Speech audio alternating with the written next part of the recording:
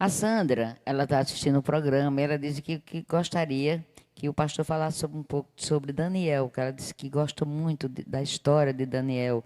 É verdade, pastor, que Daniel orava de manhã, de tarde e à noite?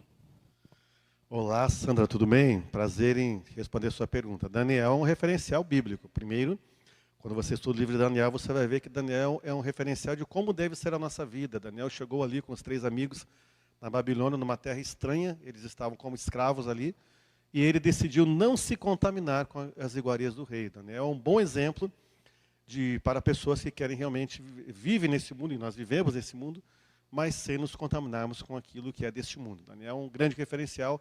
Daniel foi um intercessor, um exemplo também de intercessor.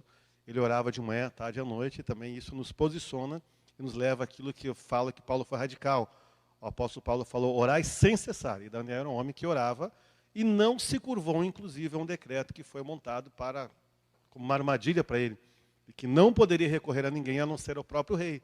Fizeram isso para pegar ele, foi uma pegadinha. E conseguiram vê-lo lá orando, foi entregue, o rei teve que cumprir aquele decreto, e Daniel foi livrado, teve o livramento de Deus, porque ele era um homem fiel a Deus. E também, entenda isso, a nossa fidelidade a Deus é algo assim que não se pode deixar em momento algum.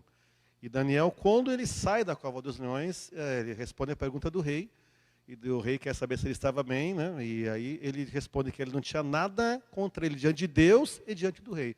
Ou seja, aquilo que é espiritual, mas aquilo que também é natural. E devemos viver no meio dessa geração corrompida e pervertida como luzeiros do mundo, como nos fala a palavra em Filipenses 2,15, e Daniel é um bom exemplo. Então Daniel conseguiu, você consegue, eu consigo, conseguimos também, debaixo da unção de Deus, viver nesse mundo para sermos referencial e fazermos história.